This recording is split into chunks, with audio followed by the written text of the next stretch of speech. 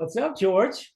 Hoops for Harris, man. Yeah, Thanks for bringing this together. This is a great yeah. event, great opportunity. We really appreciate it.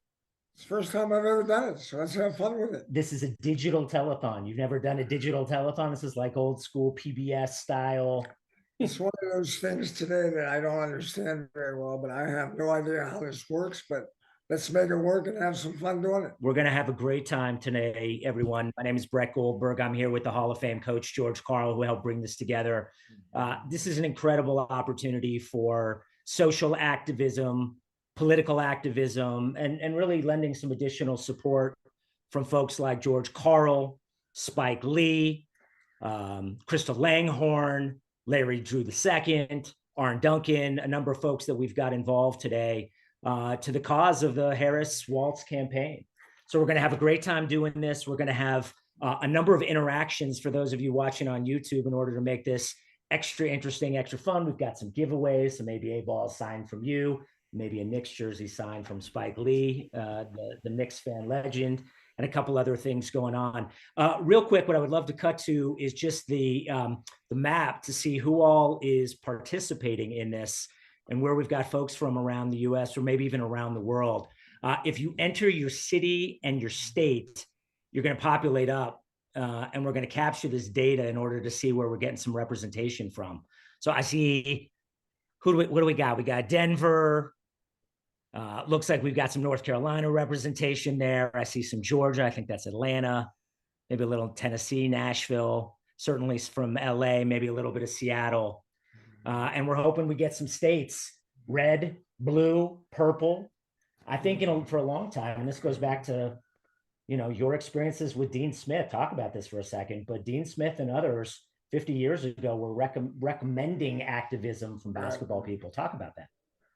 Well, when I went to North Carolina in 1969, the first black mayor in the South was a guy by the name of Howard Lee. And Coach Smith endorsed him, walked with him, and he won. He became a mayor of a southern city in 1969. And his family was always a part of the basketball program. Coach Smith always believed in talking your voice and using your voice in a good way. He always believed in giving back. And, he mentored me in many things, but he also mentored me in the stand up and say what you believe, if you believe it strongly. And I think today we have a campaign that I know I'm worried about. And I think it's almost a must that we stand up here and make sure we win this election. I think it's that important in this country today. And for many reasons, policy, but more than anything, leadership. Trump is not a team guy. And I think Harris and Walz have come together and we feel like we're a team all of a sudden. And it's energizing, it's positive, and they're looking to get better and move to the future. As a basketball coach, getting better is always a part of what you had to do. If you don't get better, you lose. And I think the Democrats did a great job of changing the scenario with Biden to Harris. And now we got about 60 days to go to make this a big win for the Democratic Party. 60 days. One of the things we're going to be doing is asking some poll questions and some trivia questions during this to make this interactive and fun. And again, you're going to use YouTube chat in order to communicate, answer poll questions, answer trivia questions. Let's start with this one. How would you describe right now your level of enthusiasm for the Harris-Walz campaign? We're going to pull that poll up, and we'd love to see what your answers are. 1 is very excited, 2 is excited, 3 is somewhat excited. Maybe we can change the feelings you guys have about that a little bit during the course of this conversation.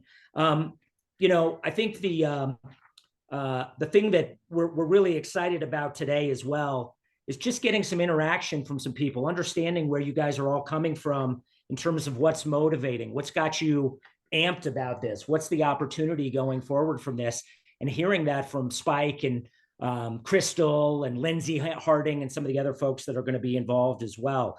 So, what we're going to do now is, without further ado, I'm going to turn it over to the guys that are going to be hosting the majority of the conversations. That's Mike Drew and Alonzo Bowden. Those two guys are going to basically take us through as MCs this conversation, help facilitate the conversation, and really stimulate the conversation a little bit. And whether it's during the first part of this or whether it's during subsequent times, there are donation buttons that you should be hitting. Our donations, guys, you're going to do this. You're going to throw that donation button out. You're going to make people hit it, and they get 5 levels of donation. $10 is a layup, $25 is a jumper, $50 is a slam dunk, $100 is a Curry 3-pointer, a splash Steph Curry 3-pointer. He's going to cook some 3-pointers up. And if you over 250, that's a buzzer beater. That's a game winner. And so we'll remember that, and we'll hopefully get some good money raised for the Harris Walz campaign as a result of this as well. Alonzo Bowden, Mike Weiser, great to have you guys here. Thanks so much for your participation and your support of everything going on. Kick this off a little bit for us and tell us what your thoughts are. Well, thank you, Brad. Go ahead, Alonzo. I just wanted to say thank you for having me. You can put me at number 1. Super excited about the campaign. Super excited to be here. And I think the Democratic convention confirmed the positivity that a lot of people had. I think there were a lot of people who were happy, but they were wondering, am I the only one? And then you watch a Democratic convention, which I simply describe as the greatest party that you've never been invited to. I mean, anytime, you're kicking off with Patti LaBelle and you got Sheila E. And anytime you have Stevie Wonder and Lil Wayne at the same party, you got you a hell of a party. And that part of it, the enjoyment and the excitement, when you look at the other side, when you look at the MAGA side, they're angry people. I'm a comedian. People ask me all the time, do MAGA people get mad when you do a show? I'm like, no, they don't come to comedy shows. They're angry. So I think a lot of America just enjoyed the fact that here we have some positivity, we have some excitement, we have a message, and we have something we can get behind. And Tim Walz, I mean, what a pick. That has to be the most relatable guy in America, right? He's coach. He's dad. He's whoever you want him to be. I read a post about him that I loved. They said if Tim Walz walks in wiping his hands on a rag because he just fixed the transmission on the campaign bus, you win all 50 states. Everyone here would believe that Tim Walz fixed the transmission on the bus. Why wouldn't he? He's that guy. I think there's a lot of excitement about that. I'm with you. I'm with you, Alonzo. I feel like, and it goes down to as simple as this. When I saw the Vice President, Kamala Harris, say something to the fact of, you want someone in this country that lifts you up, not tears you down. That to me, like there was a positive message, and that whole not going back stuff, I believe in that. I really believe in that. And what does that mean? It means values. It means what your convictions are about in this country. And look, I'm working on this book right now on Billy Mills, who a lot of you guys haven't heard of. He's the 1964 Tokyo gold medalist at 10,000 meters. He was the last Native American to win a gold medal. He's still alive. His whole thing is do something for the next 7 generations, not just the next generation, the next 7 generations. I feel like this election, you could say this is about your children's children's children. And I think a lot of people feel the same way. I don't think they want to see us all night, Alonzo. I think we should get to somebody that that people will want to hear even more so than us. Well, then let's do that, and I'm gonna kick off this first conversation. The way that we're going to structure this tonight is going to be through sort of roundtable conversations, and in each of the roundtable conversations, we're going to have a little bit of a theme. Obviously, we want our great distinguished speakers to talk about really whatever the hell they want to talk about, but we'll give them a little bit of structure to work within. We want them to talk for a couple of minutes each about things that are important and passionate to them. And then Alonzo and Mike, you guys are going to kind of help facilitate the conversation and maybe ask them some follow-ups. This first conversation, oh my goodness, like this is just killer. Individually and then potentially as a collective group. We're calling this change makers, and we've got at least a couple of folks joining, and we'll confirm if all three are joining. I'll need to verify that in just a second here. But first of all, we are so honored to have Spike Lee, the Spike Lee, joining us from New York in all his glory, talking about the campaign, talking about hoops. He's probably going to talk about the Knicks a little bit as well. We've also got Mark Cuban, the Mavs Mark Cuban, the great Mark Cuban from Pittsburgh, an ABA guy as well. Spike, I don't know if you knew that, but he grew up watching Connie Hawkins and others in Pittsburgh when there was like 20 people going to the Pittsburgh Pipers games back in the late 60s. We've got Mark Cuban, we've got Spike Lee, and then hopefully joining us from China, we have Rex Chapman joining us as well. So without further ado, let's kick it off that way. Spike, I see you right now. It's amazing to have you with us. What do you have to say about the Harris-Walz campaign? What do you have to say about America today? Well, we have to make a choice. We want to go forward or backwards. When I was at NYU Graduate Film School, I saw this film called Night of the Hunter with the great Robert Mitchum. And in that film, Robert Mitchum has hate and love tattooed on his hands. And I use that for Do the Right Thing with Ray Rahim. We have to make a choice. It's simple. We want to love or hate. It's that simple. This other guy, I didn't even say his name, he's full of hate. And my sister is full of love. It's a very, very simple choice. Love or hate. Let's go to Mark Cuban. Mark, how are you, man? Thanks for joining us. Really appreciate you being here. What's going on? What's up, guys? You hear me okay? Yeah, we can hear you great. Perfect. Yep. So I'm going to take a little bit different stance than some of the others, right? I'm the business guy, and I'm getting a reverb here. And I'm talking to our team a lot. And so I want to give you guys some pieces of information that a little bit uncertain for those of you who are trying to look at things from a business standpoint. First of all, Kamala she knows the deal, right? She knows what's up. She is open-minded. She is not an ideologue, right? She is not walking in the door saying, this is what I think about everything. This is the only way it's going to be. And she has her own values, which you hear her talk a lot. She has her own goals and her own mission. And honestly, between us, it doesn't always match up with Joe Biden. She is not Joe Biden. And I think what's really interesting to me is that her team now really appears to have learned from what worked for Donald Trump, right? She's not doing it the old Democrats way. She's not doing it the old 2010 way. She's doing it the 2024 way, right? She's digging in and she's saying, doesn't matter the way we did things before. What's the best way for America in 2024? And she's asking the question, how can I get there so that it's good for working people, it's good for people who aren't working, and it's good for business too, right? They don't bring me, they have Spike, and Spike knows them. They have you guys to talk to her about what's happening in America. Spaziki knows all those things, right? But, I'm the business guy. They bring me in for that Shark Tank shit. And so the cool part is she listens, right? When she's talking about, taxing unearned income, that stuff's not going to happen. When she's talking about taxing capital gains as regular income, that's not going to happen. And then what they've asked me and some other folks I know, they're like, look, you've been blessed, right? You've had things that I never, growing up in Pittsburgh, going to ABA games for my favorite player, John Brisker. Thank you very much. Coach, I know you know exactly who that is, and none of us will know whatever happened.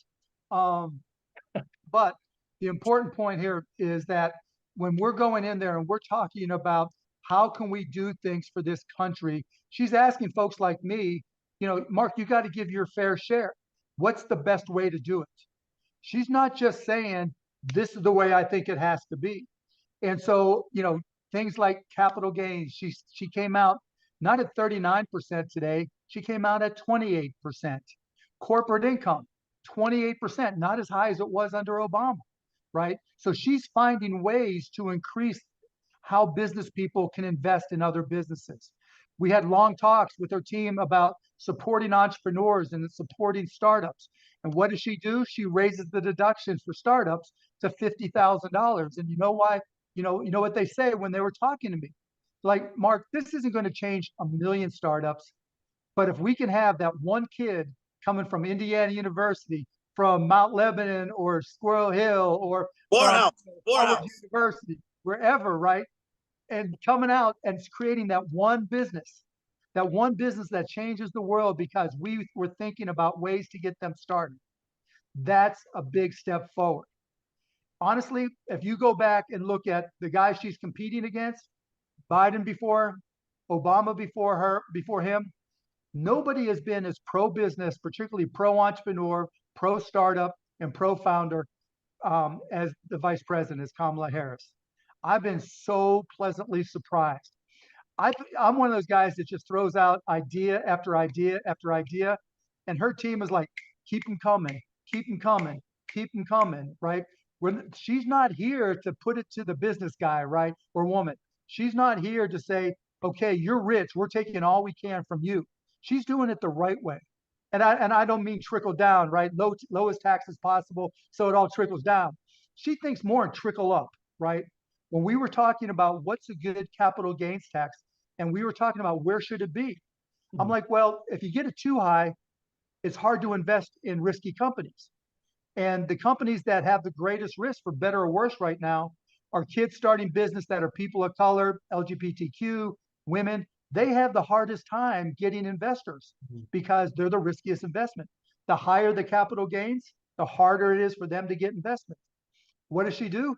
She sets them lower than everybody expected. I mean, that's just insane and amazing.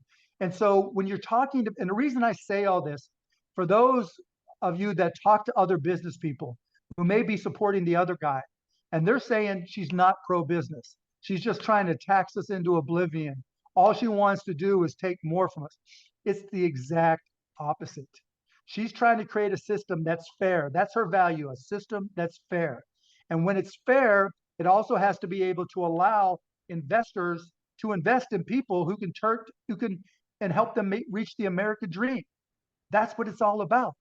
Because every time some kid has a dream and makes it, just like Spike went from, film school to us all knowing, Coach Carl went from, batshit Pittsburgh, to where he is today. We all have had this dream to go and make something happen. And she wants that dream to come true for as many people as possible, but not by saying the government's going to do it all. The government's there to help.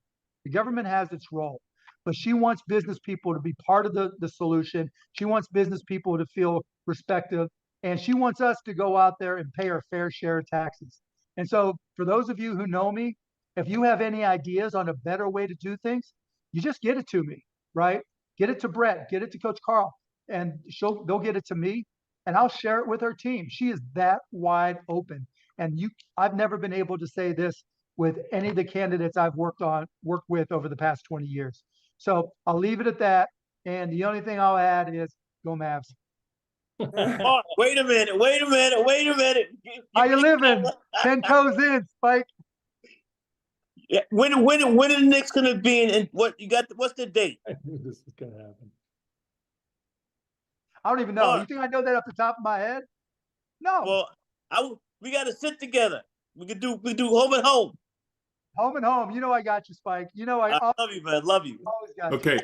Listen, I hate to interrupt the Mavs Knicks bet that I know is going to be going on between you two, but I have a question. I have a question that kind of it regards both of you in regards to Kamala Harris. So, Mark, you talked about the business side, and the business side is important, and the business appeals to a lot of people. And Spike, you talked about love, and I think emotion is very big when it comes to people voting. When people walk into that booth, how they feel can be more important than how they know. What do you think matters more? Now, Mark, when you say like there's no capital gains tax, for instance, most people don't understand that. They think, oh, this is just a rich loophole. And you say there's no capital gains, they instantly get angry rather than, researching or understanding it. So I'm asking both of you, what do you think matters more, the business, the facts, the numbers, or the emotion? I think that everybody's different. And everybody has one thing that's their talking point. This is what I need. So I don't think it's like everybody comes into the booth with the thinking the same thing. But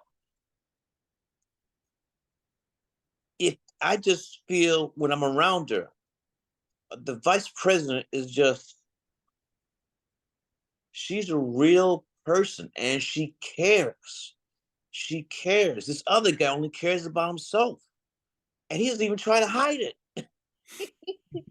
He's not acting. He is that way. And she's gonna lead us into the future. We cannot go backwards. I mean, this guy said that if he wins the election, there's gonna be no more voting. He wasn't joking. He was serious. If he wins, we're not gonna, no more voting. I'm not gonna curse, but WTF. Oh, you can curse. It's just Zoom. I'll curse for you, Spike. What the fuck is right? My brother Mark, what's up, But baby? Lonzo, I agree with you, right? I wanted to get the business stuff out there because there's a lot of confusion. And so when any of us talk to other business people and they ask the question, where does she stand? Now you know, right? But when it comes to what's going to win the election, it's about trust. This election, in my mind, is completely about trust.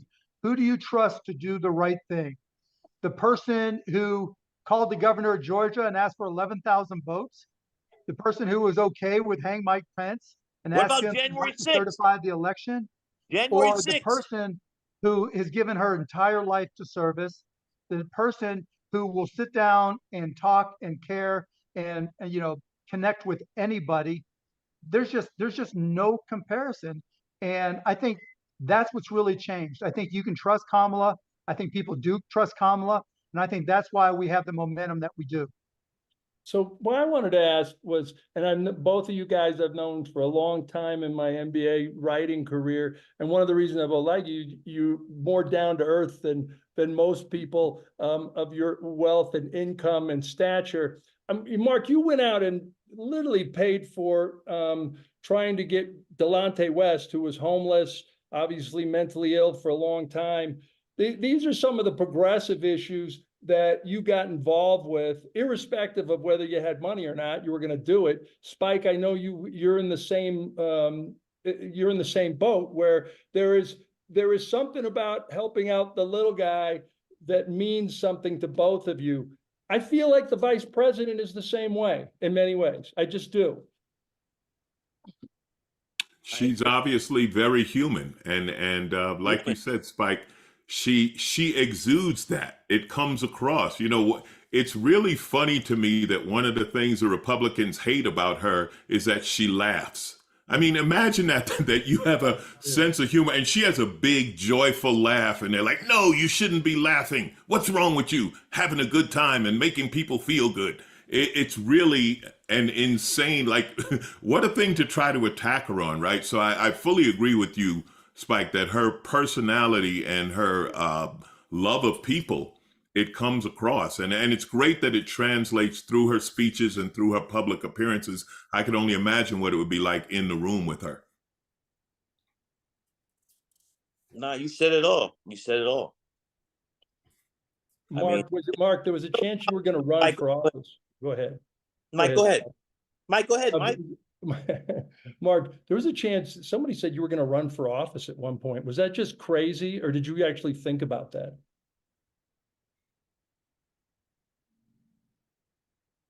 Who's that question to? Mark. Mark. Where'd you go, Mark? Muted. I think you're muted, Mark. I bet he's giving a great answer right now. This is tremendous. Hey. This is like one of the most tech savvy guys I know in the world, and he can't find his unmute button. He's lost. One would think he'd hire an assistant. I'm just throwing it out there. Spike, you would never run for office, would you? No, you got too many things going on. I couldn't be voted dog catcher. Oh, man. I'm the unofficial mayor of Brooklyn. That's all I need. I don't need no official thing. Spike, hey, Spike, we're going to bring this to a head in just a minute or two. And anything else you want to wrap with, though, before we do? Any other, comments building on Mark, or just your own sentiments you want to share? I think this is so obvious. Yeah. Just look at the track record of this other guy. And I like to talk about this. What January 6th?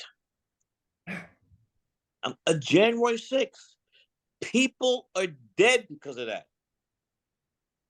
Law enforcement, I forgot the numbers, some committed suicide behind that.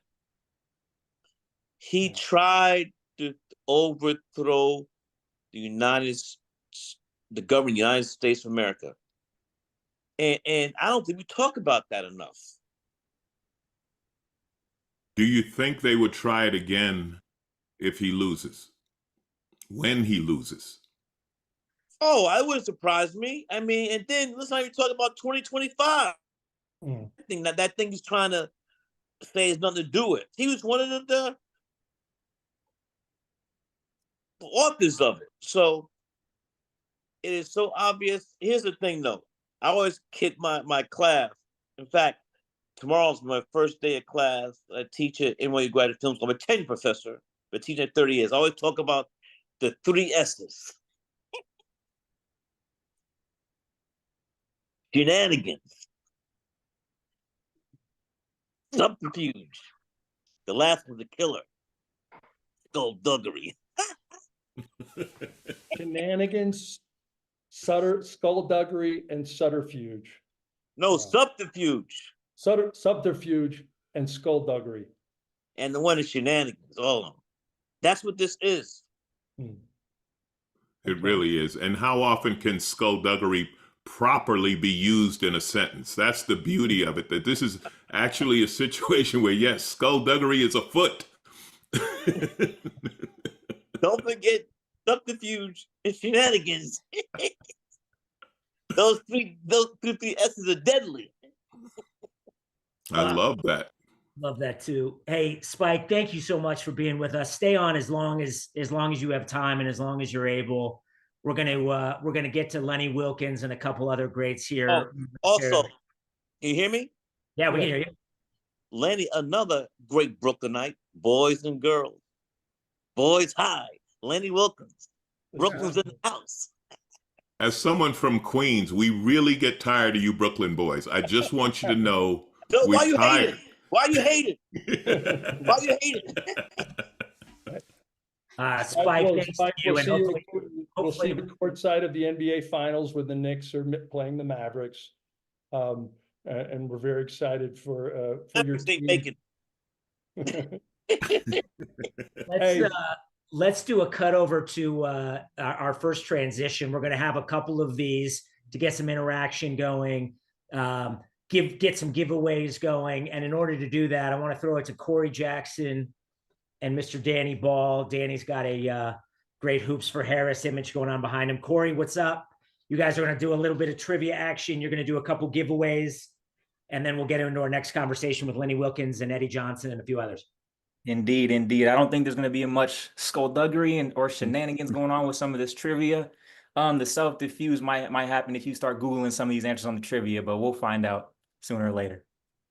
Yeah, no Googling. And Mark, you might have to sit out answering this one, but we got 5 different answers there for this trivia question of what sports film from the 1970s included Mark Cuban as an extra. Do you guys know these movies? Have you two, Corey and Danny, seen any of these? This is all stuff right here. I've seen 4 or 5. Are you serious? Yeah. I don't think I've seen the remakes of some of these. Who was Corey? Who was the star of The Fish That Saved Pittsburgh? The Rock. Wait a minute. Stop right now. Stop right now. What? Couldn't tell you. Hey, I went to the filming of The Fish That Saved Pittsburgh. Alonzo, there's Mark. There you are, Mark. Thank you. By the way, this is correct, right? You were in The Fish That Saved Pittsburgh, correct? Yeah, just like maybe my pinky was in there, but I definitely went to see Dr. J. Corey, It's that's fun. the answer to the question. Dr. J was the star of The Fish That Saved Pittsburgh, came out in November of 1979. Most people say, George, what do you think? But like maybe the best basketball movie ever made?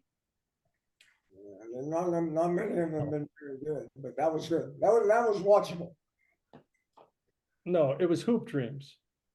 That's what Spike Lee says is his favorite movie is Hoop Dreams. That's correct. That's Well, I correct. agree with Spike. What about Semi-Pro? Not it, Semi-pro. Hey, And don't sleep I'm on a- Like Mike 2. I was the coach in Like Mike 2. Classic. I'm gonna go with He Got Game. Yeah, I'm just He Got saying. I'm Game's kissing pretty up good. right now. He Got Game is the best basketball movie ever made. I'll follow suit, Alonzo. I'm gonna hold my tongue on how. Alonzo George was in that. He was in that with Ray and others. Oh, it was a phenomenal movie. Jesus Shuttleworth is the greatest basketball player name I've ever heard. That's What about Baskerville Holmes? I love Baskerville Holmes. Corey Jackson, what do we got for our first giveaway?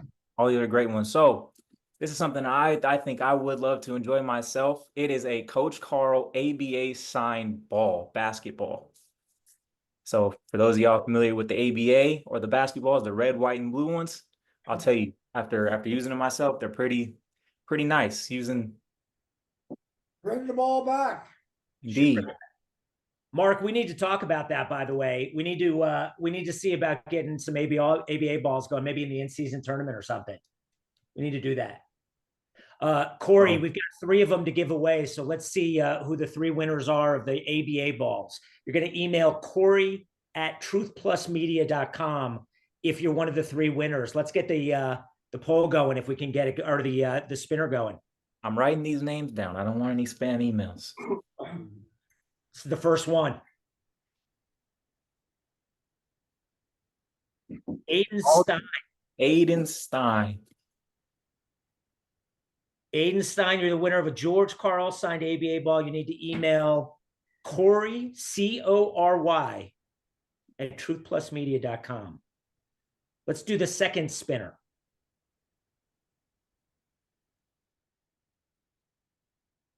So it's just like a beautiful rainbow. Yeah, can we get some music here? It's amazing. Julian Ashton is our Julian second. Ashton. And then the third one on an ABA signed ball.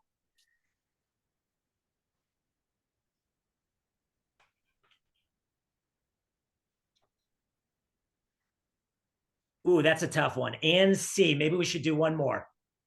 I don't know who Ann C is going to be. Can we do one more spin, guys?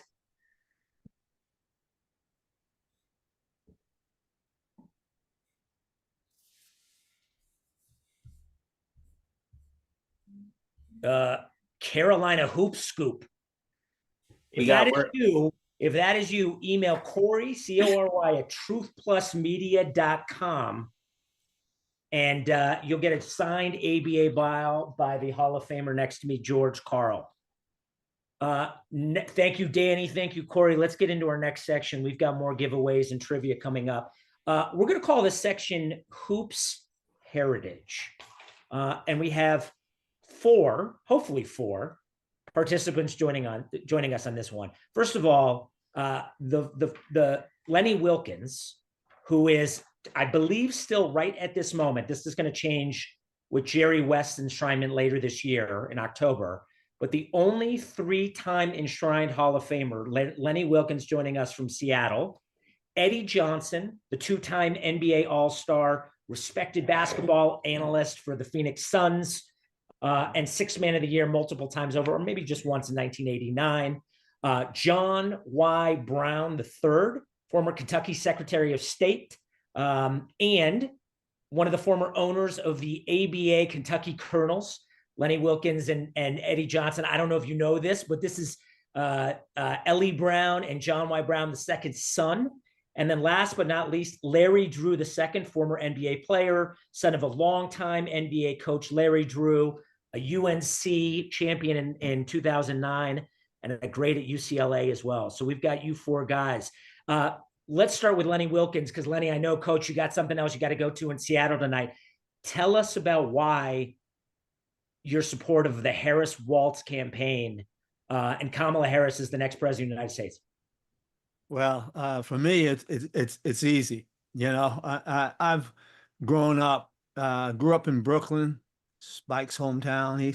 Spike knows me, but anyway, you know, I've always felt, and I was always told that, you know, you become a better person because if you're able to give back to your community and make it a better place than the way you found it. I grew up in Brooklyn, New York, and I was a Jackie Robinson fan. The Dodgers was my team, and that's what I knew. I was at Ebbets Field quite a bit, got to know Jackie, and I used to always ask him, you know, because I saw what he went through as he was developing into a young man. And he used to say to me all the time, he said, hey, they can't get here. They can't get in his head. And I would look at him, you know, and I was amazed at how he carried himself and how he always wanted to make a difference. And so in my lifetime, I've been blessed. I've been fortunate. You know, I feel that young people, they're tomorrow's doctors, lawyers, athletes, politicians. They're our future. And we have to let them know that they can make a difference. They can make a big difference. And so I've devoted my career to young people. And, you know, one of the biggest things for me was the Odessa Brown Children's Clinic in Seattle. And it provided education and health care, because a lot of people didn't have health care at that time. And so when I see Kamala Harris, I see the big smile. She's not going to be deterred. She's not going to let you influence her in an area she doesn't want to be in or want to talk about. And I love that about her. I love the fact that she wants to make a difference. And our country is at that point where we need her. We need someone like her. She will, and along with her, will make a difference. It's time. I've been all over the world. I've been blessed. I've been fortunate. And there's no place like USA. And I tell you, when I saw that Democratic convention, it was unbelievable. It was unbelievable how it just reached out and snatched you and brought you in. So I'm for Kamala Harris. I think that it's not going to be easy, and we know that, but we need to get out and vote. And to see the NBA be a part of this, I think is tremendous. So, you know, I'm sorry I have to go, and because I like to stay here. And I see my man, Eddie Johnson, there. He looks great. Hey, buddy, it's always good to see you. But, and even Mark Cuban. You know, I did a fantasy camp many years ago, and that's when I first met Mark Cuban, you know. So it's really great to see you people here supporting this. I think it's worthwhile, and thanks for having me. Thank you, Lenny. Eddie, what do you got? Follow up on that, please. You know, that's not right? I got to follow up on Lenny. That's like he knows that this is my hero. I hated that I didn't get a chance to play for him. Cleveland signed me to an offer sheet. We didn't make it work, and I was ticked. Yeah. But it's always great to see him, as well as my man George up there. George was a little bit harder on me than Lenny would have been, though. But you know, I was able to get through it. But look, I'm excited about this. I really am, and I just remind people all the time. 159 million people voted in 2020, and he got Trump. That is 74 million. That should scare anybody. That should scare us. Based on what we know, based on what we see, what we hear, it should scare us. It should be an alarm. because we got to convince people to open their eyes and actually see. And Kamala, what you see somebody that's presidential, you see a female, and how great is that at a time when females could not vote years ago? Now to have somebody that's the vice president that's already proved herself, went to law school, I mean, has been in the Senate, and yet today, Donald Trump called her dumb. That's where we're living right now. So education, accomplishments, none of that matters to Donald Trump. She's dumb because it's about himself. And Kamala, it's about us. It's about the country. And that's why I think we're magnetized toward her, is that she understands what we need. And yet, he again said, well, she copied some of my policies. So what? Who cares? It's no perfection. Like, everybody makes mistakes, but you want to lead. And that's what she's doing. That's what she wants to do. And that's why we support her. And I heard everybody talk about the laugh. Why not laugh? Why not see the human side of everything? She's exposing herself to the world and how she's going to be. And yet Trump has exposed himself too. And yet we're slow in making decisions. That should scare us somewhat. And that's why I'm here, because I want to make sure people open their eyes and just see what's going to happen, because we do not want to go back. We got to vote, and we got to talk to people. We got to let them know, hey, we can make a difference, and it's time. John White Brown III. Yeah. How are you? Good to see you. Tell us what you got. It's an honor to be here, and especially to be with Coach Wilkens. When I was a little boy, 9 or 10 years old in the early 70s, I would, of course, listen to the Kentucky Colonel games, but when they were over, I could, we only had 3 or 4 TV stations, so you couldn't watch games on TV, but I could sometimes get the Cleveland Cavaliers games on my radio, and they had a star guard named Lenny Wilkens, was one of my heroes back then, and it's just an honor to get to be on this Zoom with you tonight, sir. And I'm 61, and I just so I can qualify to be on here, I may be the only person on the Zoom who's been on a basketball court in the last 2 hours. I just came from the Y playing pickup basketball, so I wanted to get that in. So I love the game, and there's a great quote from a French poet that all things start in the mystical and end in the political. And Brett recommended this book for me recently, How Basketball Can Save the World by David Hollander. And I thought I would start by, and he has a number of chapters, each with a principle, a value of basketball. And I just want to read some of these chapter headings to you and ask yourself, after I read each one, which team, Harris Walz or Trump Vance, embody this value or values better? First principle of basketball is cooperation. Next, balance of the individual and the collective. A balance of force and skill. Making it global. Gender inclusive. No barrier to access. For the outsider, the other, and the masses. Urban and rural. Antidote to isolation and loneliness. And finally, sanctuary and transcendence. And for me anyway, I think of Harris Walz for all those.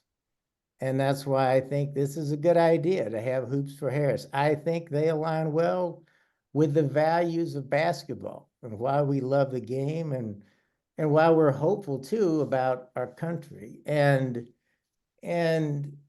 to go from sort of the spiritual to the practical or the political, to me,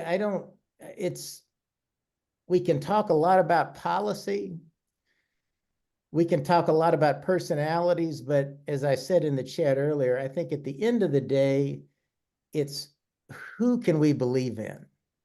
who has the better dream? Who has the better vision for our future? We're not going to win this race by out insulting the other side. We've been doing that for over a decade now. It's tiresome. We're exhausted and it doesn't work. I think our job, as the old saying goes, bad people are elected by good people who don't vote. And to get the good people who might not vote to vote, I think we have to motivate them that our side has the better vision, the better idea for the future, the better dream for the future. And I think that's easy. And I think Kamala Harris really delivered at the Democratic convention. She showed us that she's ready. She embodied hope for the future. She brought the entire party together and told us she's going to represent everybody. That's the winning message. And I think that's what we really need to lean into as we go out and try to talk to our friends, neighbors, and family members and urge them that this is not a vote about party or your tribe. It's a vote for America or something else. And to me, it's just that simple. Well said, John. Thank you, John. Larry Drew, thank you for joining us. I know you have some strong thoughts here, and we'd love to hear them. Yeah, no, thanks for having me, Brett. Definitely an honor to be on the panel with Coach Wilkens, Coach Carl. I'm a lot younger, different generation than a lot of the people on the call, but I think it's definitely just of the utmost importance, that we get across this message about this upcoming election. Just growing up in Los Angeles, my father, he played 10 years in the NBA. He ended up with the Lakers from 89 to 91. I was born in 90. So from 89 to 97, I had a chance to, see up close a lot of the Lakers greats, Showtime era, the Great Western Forum. One of those greats being Kobe Bryant.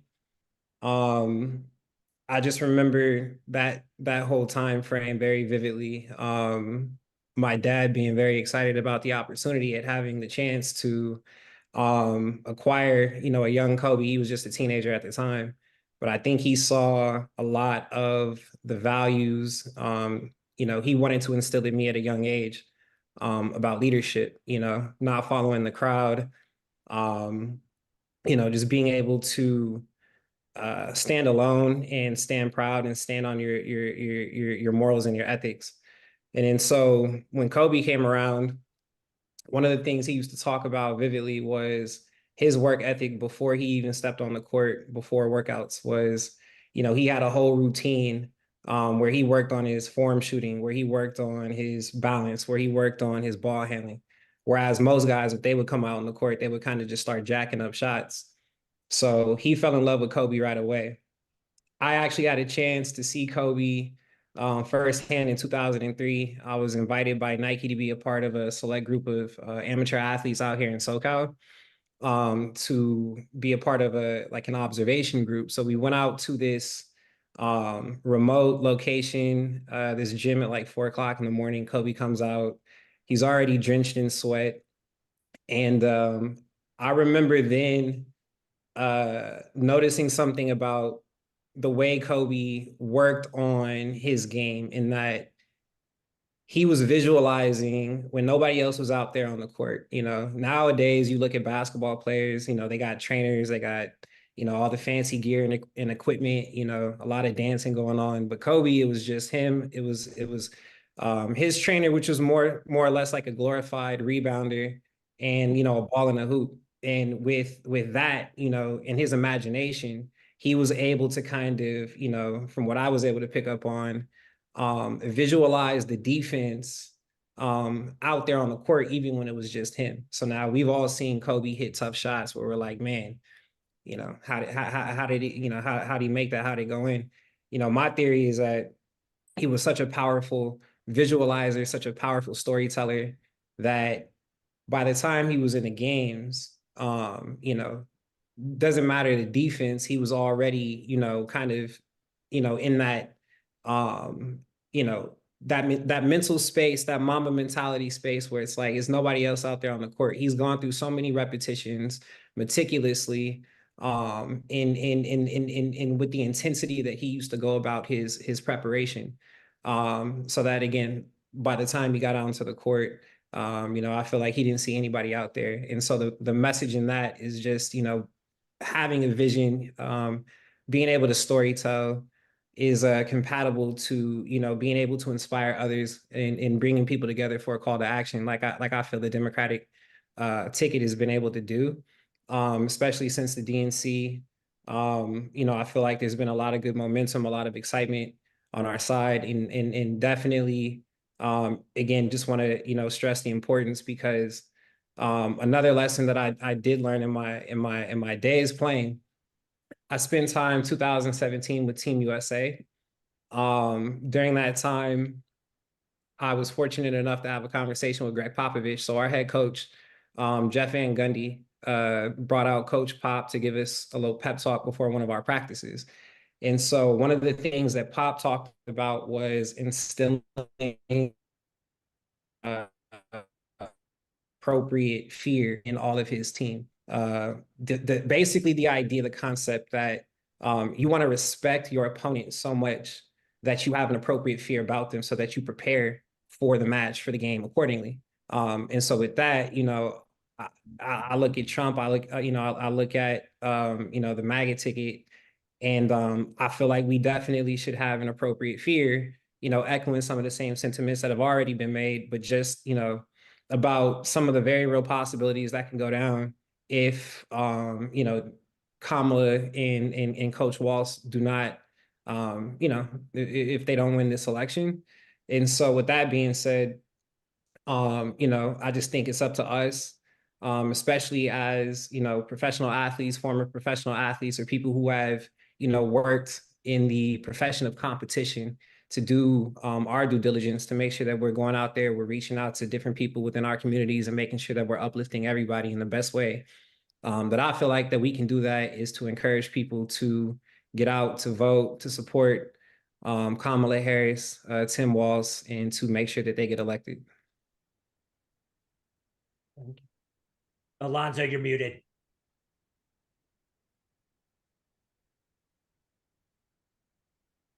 That's all right. I'll be taking over from now on, Alonzo. No, it's okay. I went to unmute and they remuted me, and that was you. So stop it. I wanted to say thank you, gentlemen, for being here. Eddie, I love you on NBA radio. You may or may not hear stories about me having played for the '89 Clippers. Just back me up. That's all I'm asking. Just back me up on that. So my question to Eddie and Larry, two generations of ball players. Eddie, when you played, there was no social media, so people weren't listening to you guys all the time, and you would have had to step up to make a statement. Larry, you're a part of a generation that social media is all the time. People are listening to you all the time. Are you both aware of that, Eddie? What's it like now knowing that, when you say something, it's going to come up on social media? And Larry, do you use it to reach out? And the other thing I want to ask you, Larry, what can the Democratic Party do? What can we old heads do to reach out to you young guys and young women that would actually inspire you? Because I hear from young people all the time, I don't care about politics. Yeah, but for me, social networking, which I use well now, I use it all the time. I don't use it as much as George Karl does, though. He's pretty good on it. I'm trying to keep up with George. But, if we had that back in the day, I'm scared to think how that would have happened. You just think about this now. I'll use Michael Jordan as an example. Michael Jordan should thank the world that he didn't have social networking back then. Right? Because then he would have seen both sides of the ledger. Now he got through it, so it's all positive with him. And that's good for him. Whereas the guys today, they don't. They suffer the consequences. Not only getting critique from people that they don't know, and I term a lot of these people as like water boys and couch potatoes. I don't want to get into that, but if you listen to my show, you know what I'm talking about. But you know, a lot of people use that hiding in their basement and they're making statements about you. But also we have guys that actually play the game now, ex-head coaches and everybody that's open and making statements. And with podcasts and with social networking, I feel sorry for the guys today. I think it helps their brand. I think it's putting money in their pocket without a doubt. But back in the day, we didn't have that. Matter of fact, we had a brick phone that was connected in our car. We couldn't even take it out. Okay, so we had no way of communicating to the outside world unless it was a media beat writer that was there following us. And that was it. And so it's a different animal right now.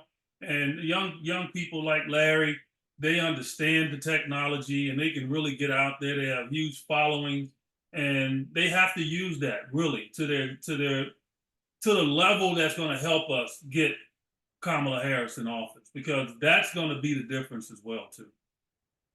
That's awesome. Yeah, This has been awesome. I just want to really point out, we just had Lenny Wilkens on. As he said, Jackie Robinson told me. Is there 5 people in the world left that Jackie Robinson told something to? That was amazing to me. All you guys come from different walks of life. You've seen the Kentucky Colonels. Nobody's seen the Kentucky Colonels that I know. Eddie Johnson, I remember you as a shooter. You were the guy that showed people that you could live as a shooter for the rest of your life and you could play forever if you could shoot. Ray Allen took up your mantle. Shoot, Klay Thompson's gonna, all these guys. And you, Larry Drew, you don't remember this, but when I covered the Lakers for the New York Times, and they were always in the playoffs, you were the star of practice because everybody waited for you to shoot after the players were done. Do you remember this? Of course. Oh my God, Larry Drew the second in practice at like 10 years old was better than watching Shaq some days. But what I used to go on vacations with him. He used to threaten that he can beat me at 10 years old.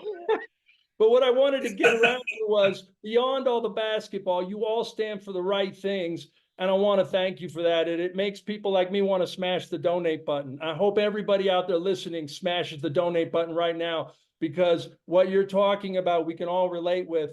I love, what was John Wooden's line? Basketball, the real basketball player gives himself to the good of the group. All of you have, certainly the vice president has, certainly, hopefully the next vice president has. And I'm honored to be on with all of you.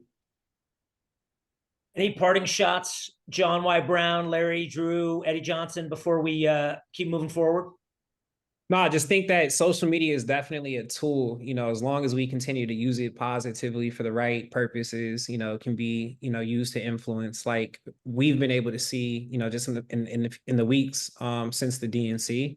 But with that, you know, even conversations like the one we're having right now, you know, via Zoom, you know, this is all, you know, great. I feel like, you know, definitely want to continue this momentum. And I do believe the more that, you know, young people see these types of conversations happening where we can interlink generations and have these open dialogues, the more, you know, engagement I do believe that you'll see from the younger generation as well. So thank you. I would just say, go out of your way to spend time, get to know and make friends with people who have different political viewpoints than you do, with no agenda. Because the party that can remember how to do that is going to be the party that saves us. Yeah, what I'll say is we're getting ready to witness something that in our lifetime we haven't had a chance to see. And that's a female that's going to be the president of the United States. That right there in itself is something that we can take away just seeing this. Because, and I don't know how you all feel, but I believe women are the strongest creatures on the face of this earth, man. And what they have had to go through to battle and get through it. And we're going to see it on this debate. We're going to see a man up there with a microphone in front of him, and she is going to put him in his place, and he is going to lash out because he can't handle it. And what he's going to find out is women are much stronger than him. And I think that's going to be the key, man. So I just encourage everybody to look forward to what's going to happen here in November and be able to say that we saw the first female president in the United States. And that's going to be huge. Thank you so much for saying that, Eddie. I fully agree with you. I think we're long overdue. And I think one of the beautiful things on the debate is he will not be able to intimidate her. His antics will be, she'll call him weird on TV and he'll lose his mind. It's none of those games are going to work. She's been there. Kamala Harris had to fight every step of her career. Every time she moved up another level, there'd be another fight she had to deal with, and Nimrods like him she had to deal with. So she's ready for this. That debate's going to be it's going to be fun to watch. A couple of things real quick before we transition here. Just want to call out one of our upcoming panels includes in fact, three great all-time fantastic women's basketball players. We've got Crystal Langhorne, Lindsey Harding, and Jaci McCormack. That's going to be coming up in a little bit here. And by the way, we're just about to pass $25,000 in money raised. So smash that button as we're layups, $10, slam dunks, $100, $250 buzzer beaters. John Y. Brown, I'm looking at you for a buzzer beater. I know you go over to Jump 360 with Peyton Steve all the time. Thank you guys so much for being part of this. Corey Jackson, Danny Ball. Yes, Danny Ball. That is Danny's last name. What do you got as far as trivia and our next set of giveaways? Well, very fittingly, it's Lenny Wilkens related, and we've got a trivia question of who are the starting guards on the 1979 NBA champion Seattle Supersonics. Bring them back. Drop your answers in the chat. We've got let's see that trivia question. Different combination. Bring back the Sonics, baby. Yeah, let's bring them back. So Gus Williams and Fred Brown. There's a few people that know this. John, you probably know this. Dale Ellis and Fred Brown. John Brisker. There's a reference to John Brisker earlier. And Dennis Johnson. Gus Williams and Dennis Johnson, or James Silas and Louis Dampier. You know the answer on this. That's easy. I got this one. Yeah. Alonzo, you want to tell our friends what the answer is on this one? I think you know. Oh man, I'm going to go with the majority and say Gus Williams and Fred Brown, but I'm not saying that with any expertise. So I'll feel good about it. It's you should feel good about it, but the truth of the matter is it's number 4, folks. It's Gus Williams and Dennis Johnson. DJ Fred Brown down. Freddie came off the bench, right? He was coming off the bench for Lenny's teams. Yes, he did. Yeah, that's a good question though, because Dennis was on that team and Gus as well.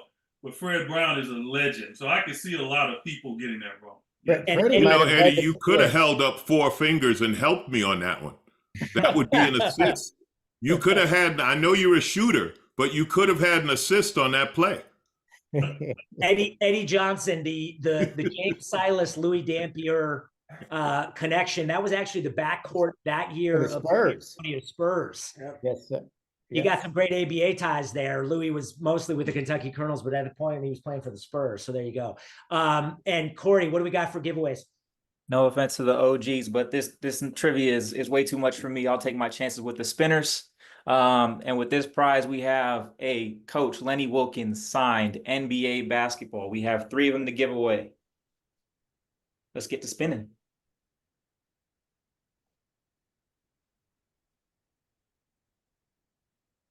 We did take the names off, by the way, that previously won. Rusty Ruff. Fantastic. You're going to email Corey at truthplusmedia.com. Let's do the next one.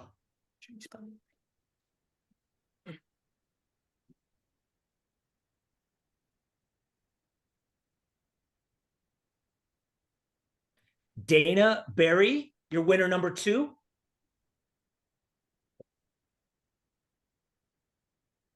And number 3.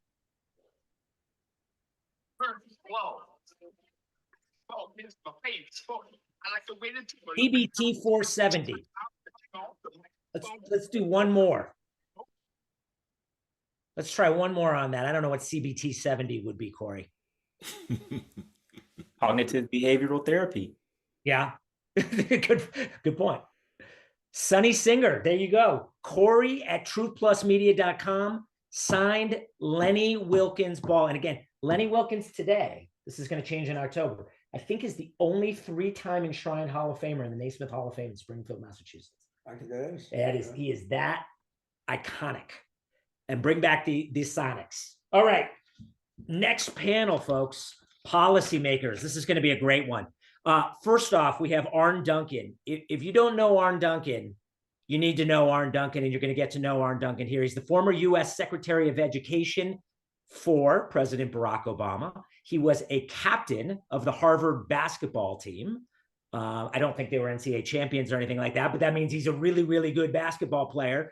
And he is a lifelong policymaker, and policymaker, particularly in education. So that's number one. Number two, we're joined by Phil Weiser, the Attorney General of Colorado, strong advocate for sports as a means of social integration and youth development. Phil, it's awesome to have you here. I know it is back to school night for your kids, so thank you for making this work tonight. We really appreciate it. And last but not least, Sue Altman, former basketball player at Columbia University, turned political activist and leader. She is running for Congress out of District NJ12, if I'm not mistaken, Sue. Certainly out of New Jersey. Tell us what is 7? Okay, NJ7. I think you're from NJ12 district, if I'm not mistaken. Nope. Okay. I'm going to stop guessing on the district that you're from, Sue, but we'll turn it over to you guys. Arne, Phil, Sue, please jump into this. Give us your thoughts on why Kamala, why Tim Walz, why you're so enthusiastic about this. And then Alonzo and Mike are going to facilitate some follow-up conversation for a few minutes. I'm going to let the basketball players go first. So Arne and Sue, you go first. I was only play-by-play at Swarthmore College. So you lead, I'll follow you. Who, me? All right. Hello, everybody. This is Sue Altman. I'm here in New Jersey 7, which is the center part of the state of New Jersey. So towns like Summit, Westfield, Rahway, Linden. I'm from Hunterdon County, which is out on the western side. It runs coast to coast in Jersey. I was a basketball player. I mean, I suppose once a basketball player, always a basketball player. Until the pandemic, I was still playing a lot. And now I'm running for Congress. There's not a ton of time to get game in, but hopefully maybe if I get to DC, I'll see some of you down there. But I'm running in a district. It's one of the top swing districts in the country, but I am so excited for Harris Walz. This is such an exciting moment to be a candidate. I want everybody here to click on that donate button on your screen at hoopsforharris.org, because the Harris Walz campaign is going to glide into victory. They are harder working. They're just a better quality team. I know as basketball players, you know, we've all lost to teams that are worse, but that's not going to happen because we have the heart, we have the desire, the determination on the Democratic Party side. And Kamala Harris is just an icon, and it is an inspiration to be running on the ticket underneath her. Voting is so important. You can register at iwillvote.com, sign up to volunteer, getting folks who are on the sidelines, who haven't been voters, getting them out here to vote will make all the difference, not just in my district, but everywhere in the country. Everybody's vote really, really does matter. But this district in NJ7 is super winnable, and basketball's having a moment. Women are having a moment. Competition is having a moment. And I think we are up for it. My opponent is like a total backbencher jellyfish, got no personality. I don't think he's played a sport in his entire life. It certainly doesn't look like it. He doesn't know how to compete. He doesn't want to do debates. He doesn't want to meet with the press. He doesn't do town halls. He's invisible. And I'm going to take it to him, and we are outworking him. We are outraising him. So if you want to know more about our campaign, go to SueAltman.com. But I am so excited to be in a community of basketball folks because we know how to compete and we know how to win. So thank you. Thanks for having me. This is so great. That's awesome, Sue. Push that donate button. Make 2 different points and just sort of tell you about my day today. And I spent the last 8 years of my life devoted to trying to reduce gun violence in my home city of Chicago for a whole bunch of pretty painful reasons. And we came off a weekend. The long holiday weekends are always very tough for us, but this past weekend we worked extraordinarily hard. We saw about a 43% reduction in gun violence compared to the last 3 Labor Day weekends. Still a long way to go. We're proud of what we were able to do out in the streets. But to start the day today, one of my staff on the way to work was shot at 23 times. His car was hit 3 times. Thank God he was not hit. But he's formerly from the street life, like many of my team, has been out for a long time, working to save lives. And that's how we started the day. And then a little later in the day, we got the news from Georgia and another massacre, another mass shooting. And if you go back to the mass shooting in Iowa in January, and then former President Trump said, we just need to get over it. And so there are many issues folks go to the ballot box voting about: economy, jobs, healthcare, housing. We can go through all those issues. But right now, there's no more important issue to me than making sure our children are safe, making sure our families are safe, making sure our teachers don't have to live with this trauma, families don't have to live with this trauma, sending their children to school every day wondering if they're going to come home. And as a country, we are insane on this issue. We are crazy. There's no other nation on the planet that has this level of gun violence. And there's some pretty easy choices in this election. Where Vice President Harris is compared to former President Trump is night and day. He is owned by the NRA. His folks seem to take pride in taking resources from them. And we don't have to live with this scourge, this cancer of gun violence that's eating into the soul of our nation. All of our families, all of our communities, there's a chance to go to the voting booth and fundamentally change that. So I just want to say that. Secondly, I was incredibly proud to be part of President Obama's historic administration, to be a Secretary of Education for 7 years. I will take that to my grave. We were thrilled to win those elections and compete, as Sue talked about. But as historic as that was, as honored as I was to serve, I'm going to be very clear. This election is more important than either election we won. And had we lost one of those elections, it might have been crushing. It would have been crushing. But Senator McCain and Senator Romney, those are decent human beings. Those are people who believe in our democracy. And our democracy would have stood strong had we lost. If we lose this election, and I don't say this easily or lightly, that could be the end of our democracy. And Trump has no interest in this. As Spike Lee said earlier, he's talked about this would be the last election we have. You won't need to vote again. I take that very, very seriously. And so for so many different reasons, it is just critically important that we support Harris and Walz the next 60 days. There's nothing more important any of us can do personally, professionally. This race is going to be very, very close. I love our momentum. I love the joy. I love all of that. I love the polls are going our way, but we all know polls don't vote. They don't win elections. Us, financially supporting, contributing to the campaign, us knocking on doors, us helping, get people to register and to vote. There's nothing more important we can do in these next 2 months, and just so appreciate you pulling this community together to try and to build that momentum and make sure that this is not our last election, and make sure that we have elections every 4 years for centuries to come. And that's what's at stake now. This is not policy. This is not Republican versus Democrat. This is democracy versus autocracy. And we have a very clear choice to make. Thank you, Arnie. That was so well said. I want to talk about 3 points. The first is I worked for President Obama too in his White House for Larry Summers on technology innovation. And I want to tell you, the team of people I worked with on issues that mattered, cybersecurity, privacy, how we better enable people access to broadband, we worked as a team together. And if you think about President Obama's team, there were no scandals, there was no drama. It was people who cared, working together on behalf of the American people. Think about what 4 years of President Trump looked like. Scandals like you couldn't believe. People who never heard of the emoluments clause now have heard of emoluments. It's when foreign governments are lining the pockets of public officials to make money. And unfortunately, the type of concerns that we saw where people left the Trump administration saying, this man cannot be close to the Oval Office. You notice none of his cabinet was actually at the convention because he didn't build the team. Look what President Obama did in terms of building a team who cared, who worked together, who was thoughtful. That's what Kamala Harris is going to do. And I'll tell you why I know she's going to do that, because she was an attorney general in California.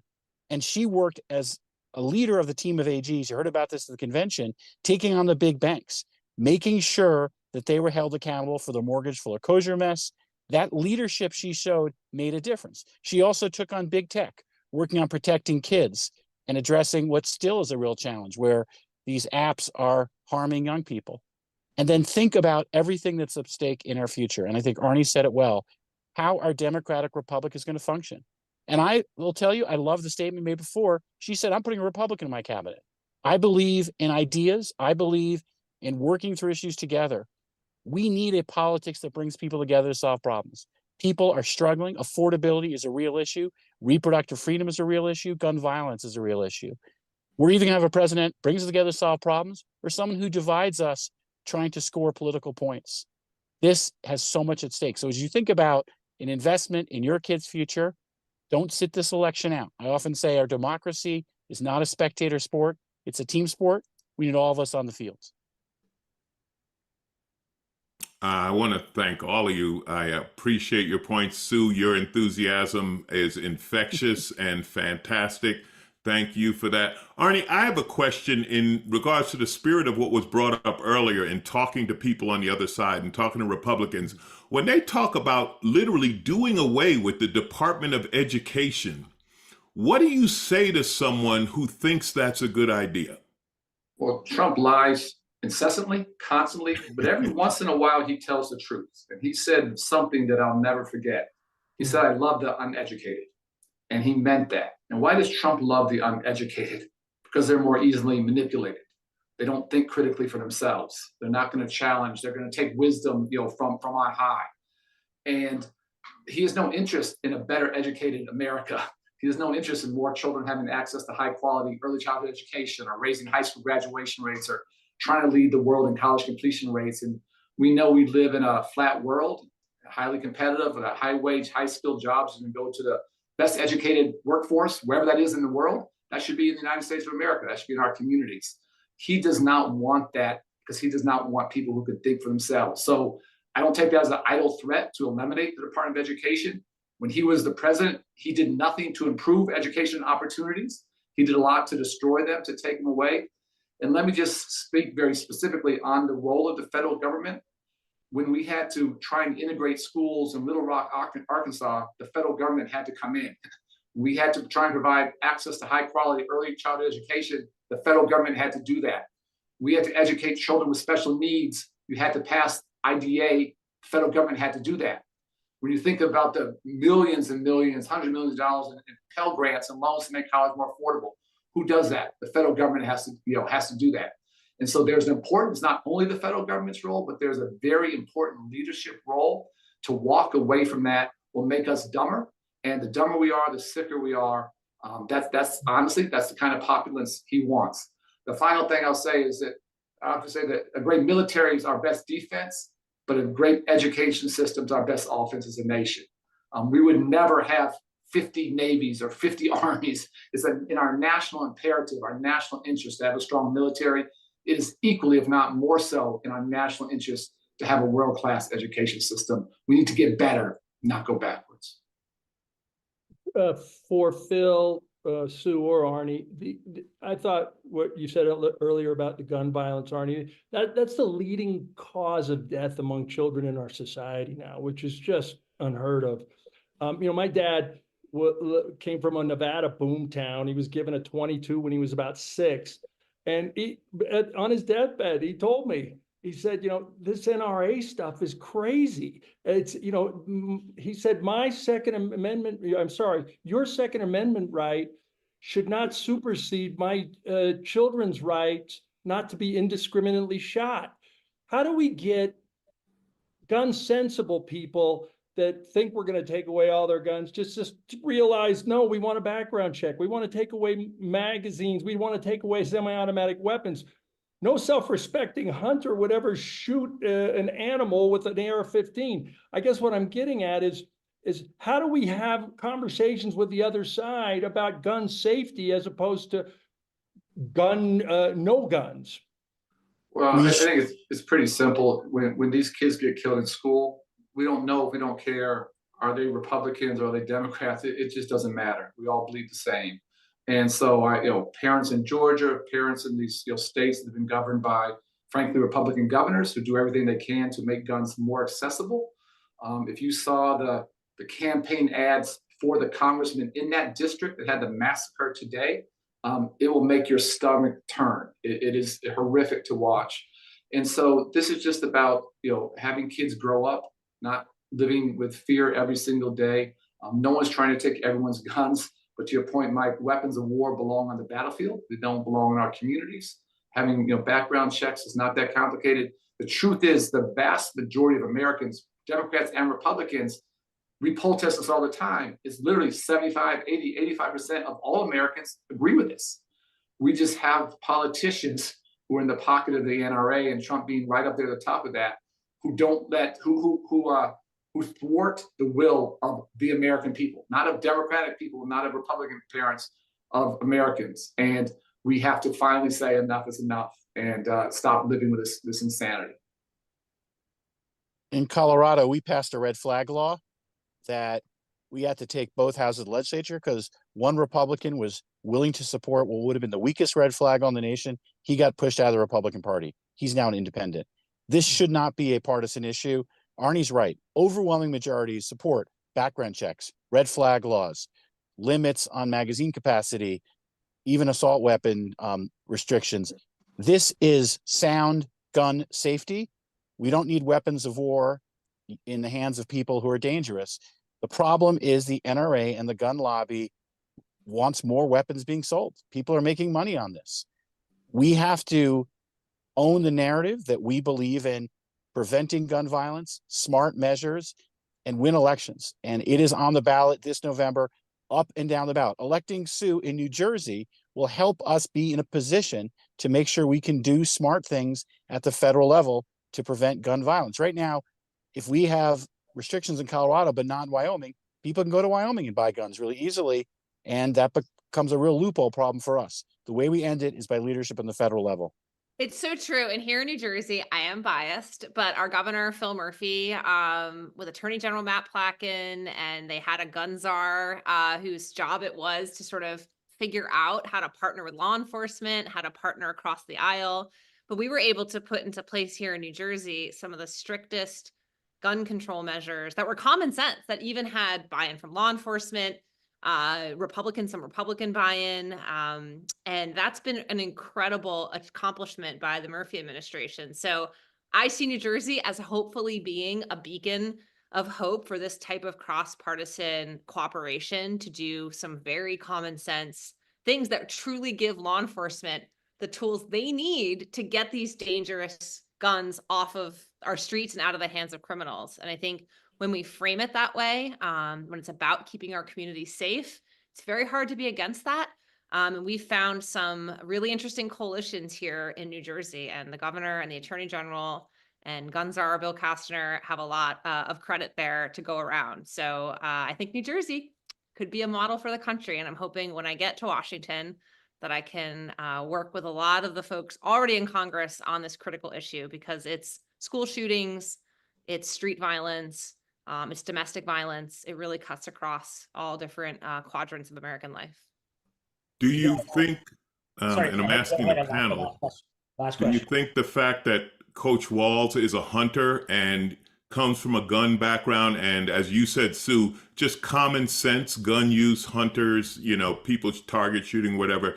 Do you think promoting that would help the Democratic Party and stop people's fear that, they're coming to get your guns? I mean, I'm still waiting for Barack Obama to drop by my house and take my gun. They told me he was coming over. I still haven't seen him. So do you think? Because I personally grew up in a rural area, and I went to high school with kids who, had a shotgun in the back of their truck, and after football practice headed out to go buck hunting in the fall. And so I do think that responsible gun owners are part of the coalition that we need. So I think Tim Walz being a hunter is a great thing for Democrats on this issue. The other thing I'd say is Tim Walz shows that showing up matters. He won a seat because he showed up, he put in the work.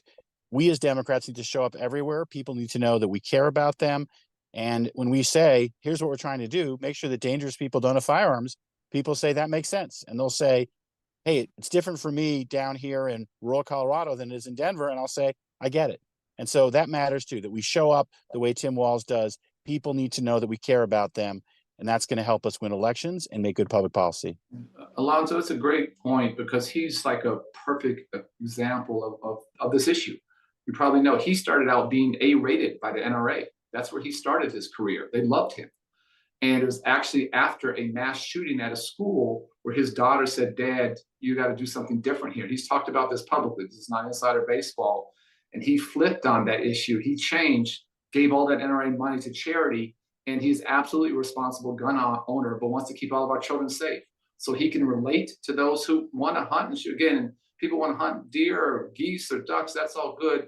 We just can't have it if they're hunting children. And he understands this in a pretty profound way. It's not where he started, but it's where he is today. Guys, thank you so much. Sue, Phil, Arnie, unbelievable stuff.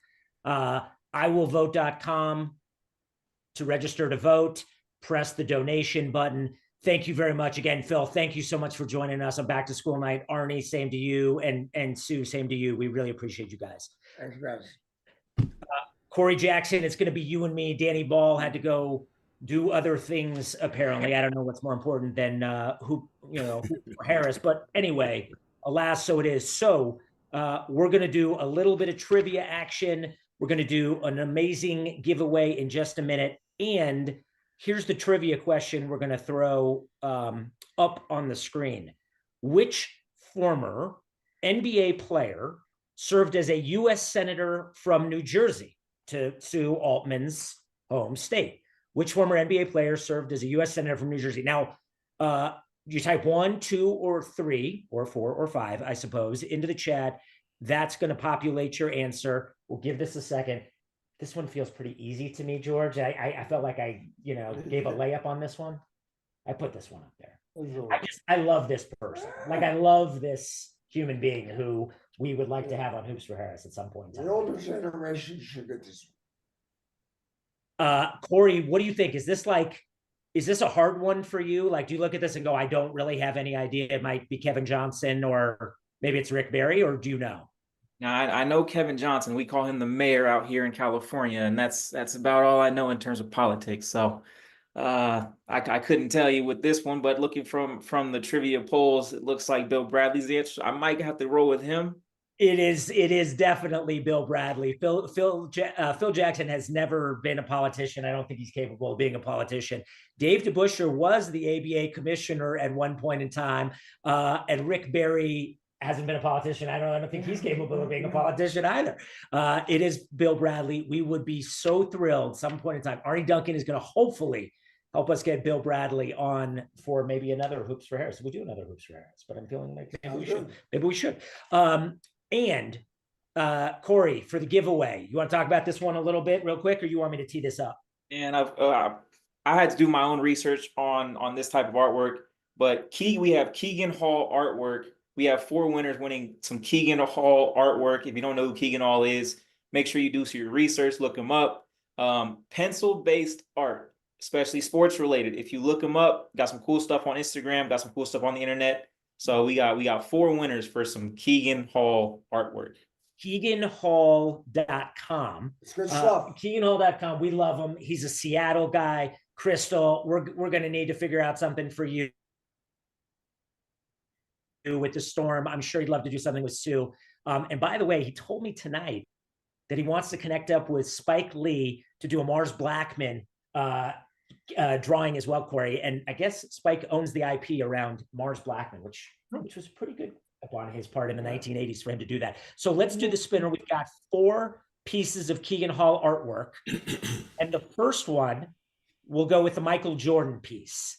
Let's start with this one. Who's getting a Michael Jordan piece of artwork from Keegan Hall? Craig Wood. You're going to email Corey@truthplusmedia.com. CORY@truthplusmedia.com.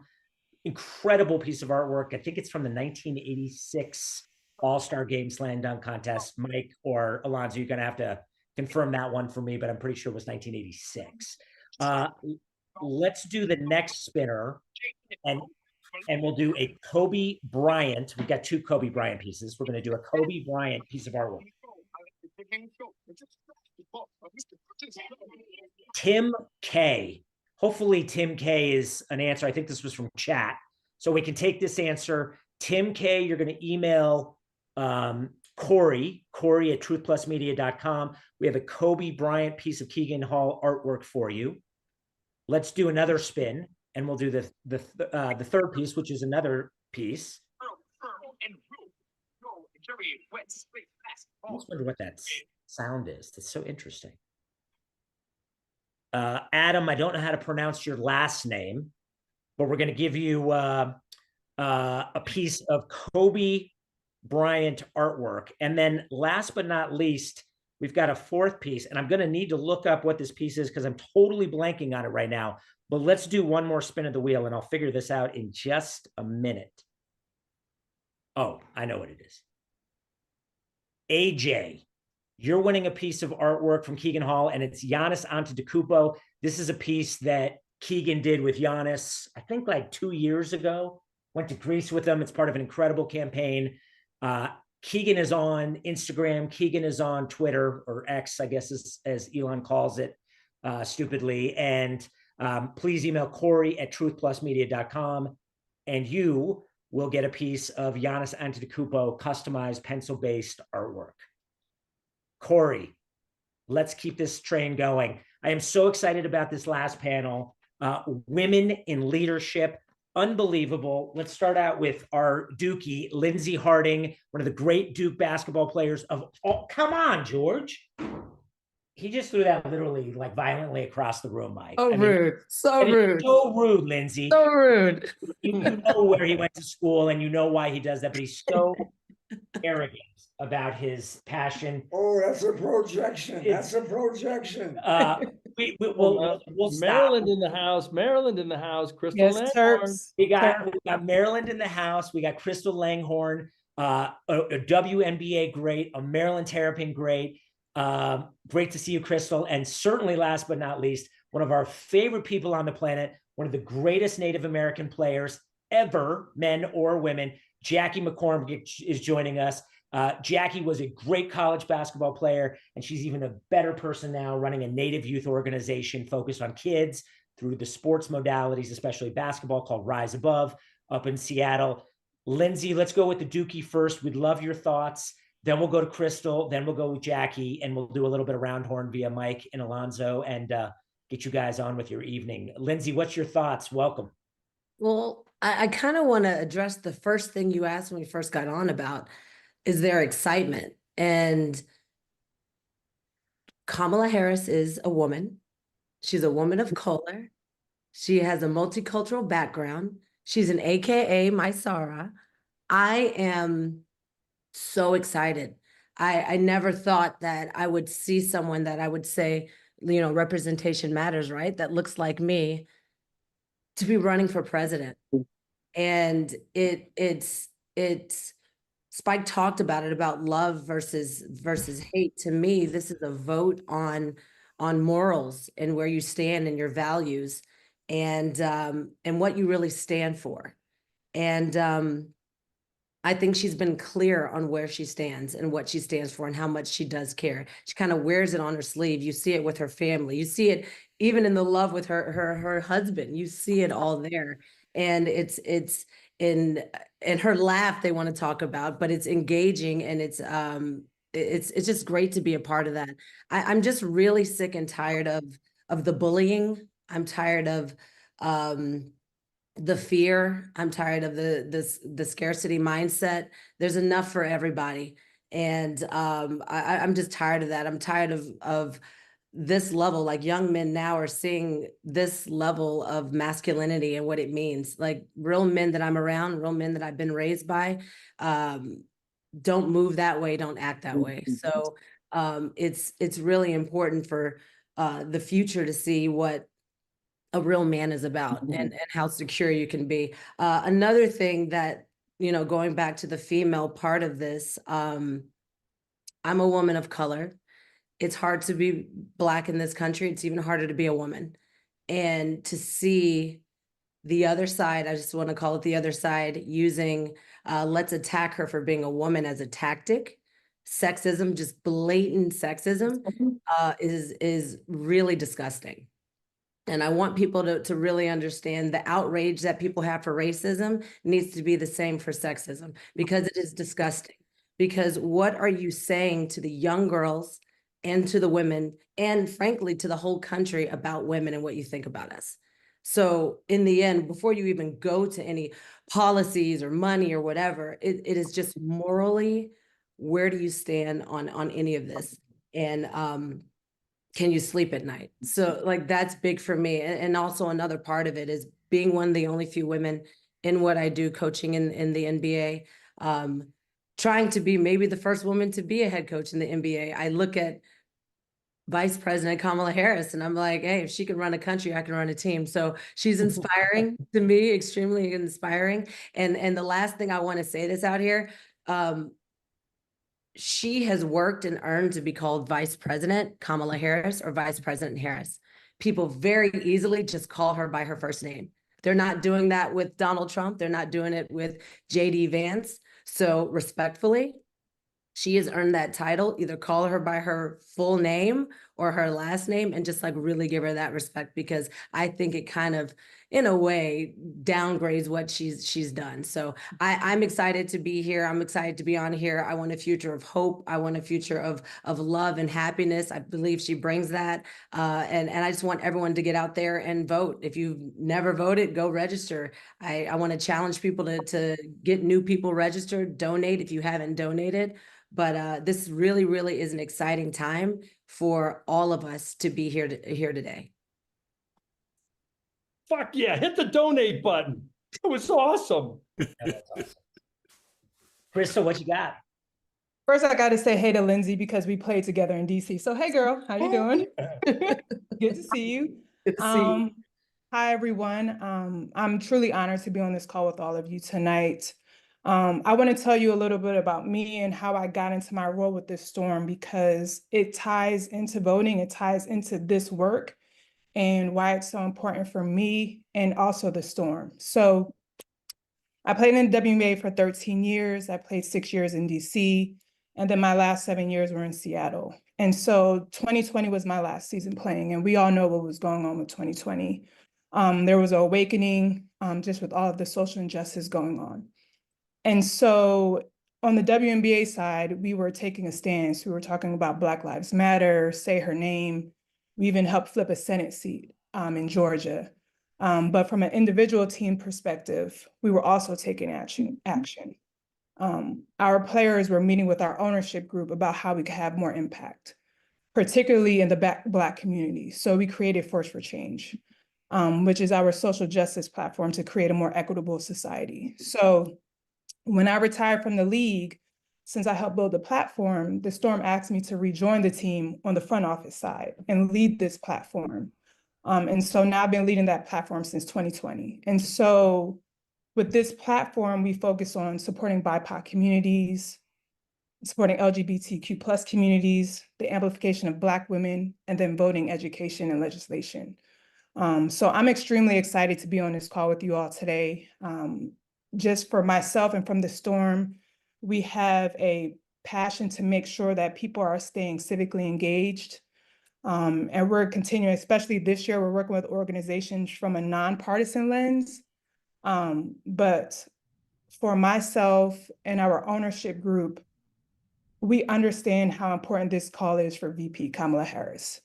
Arne said it earlier, this isn't Republicans versus Democrats. This is truly a fight for our democracy. And I know that sounds dramatic, but I feel like I'm a pretty even keel person. Like I don't get too high, I don't get too low. So like it is truly this election, and we're all talking about it, how vital it is that we get out there and vote.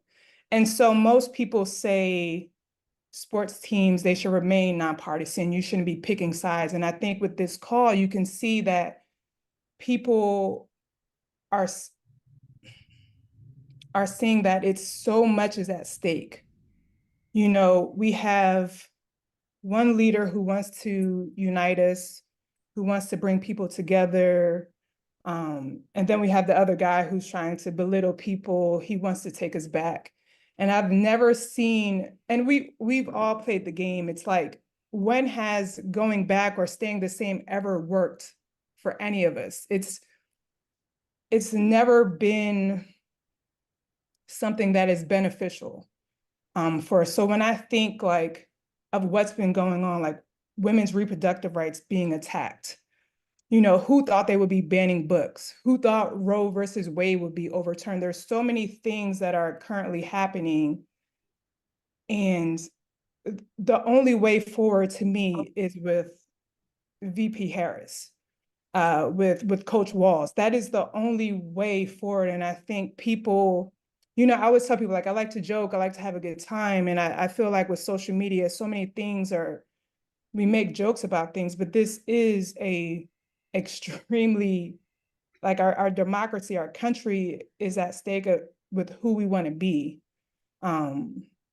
So I just feel like this is, you know, you want to keep things light, but then you also have to really think about our future and what can happen in our country if we let the other side win with this. Because, you know, I hope we win. I truly hope we win. But even if we do, I just feel like this isn't it. I feel like when, you know, President Biden won and President Obama won, it was like, oh, okay, we can just relax. Like, all right, we're good now. But I feel like this is a continuous fight. And we have all this momentum right now, but because the momentum is going to die eventually, and it's going to be local elections. It's not going to be these national elections, but we have to make sure we keep fighting, because the other side is, when we relax, Donald Trump gets elected.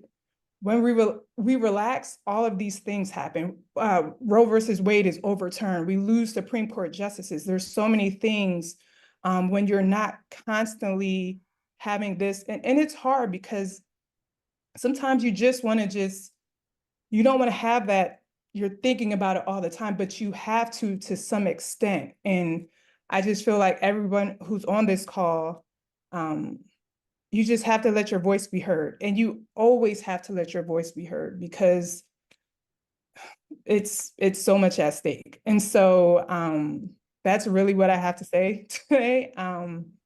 But I just truly feel like this is an extremely important election, and we have a lot on the line. Amazing. Miss Jaci McCormack, what you got? Hi. Hey, Brett. Thank you. Thank you for having me. I'm so excited. Coach Carl, big supporter of ours. I love the swag. Shameless little plug for the nonprofit Rise Above. Mike, I love your intro. You know, you talked about Billy Mills, writing a book on Billy Mills. He's one of the greats out of Indian country. So for you to say that was very touching to start this call also. And Crystal and Lindsey, you guys are incredible. Lindsey, congratulations. And you will for sure be the first female coach of an NBA franchise. So let's just put that in the universe. I'm really excited. I think the one thing, you know, watching the Democratic National Convention, I think the one thing that I took away was there is hope, right? I think when we talk about our kids, we talk about the future. The one thing that Rise Above does is we work with Native kids, we work with all kids, and we go inside of communities. And the one thing that we try to leave behind with kids is that they have hope, that they can achieve greatness, that they can achieve dreams that they never thought of.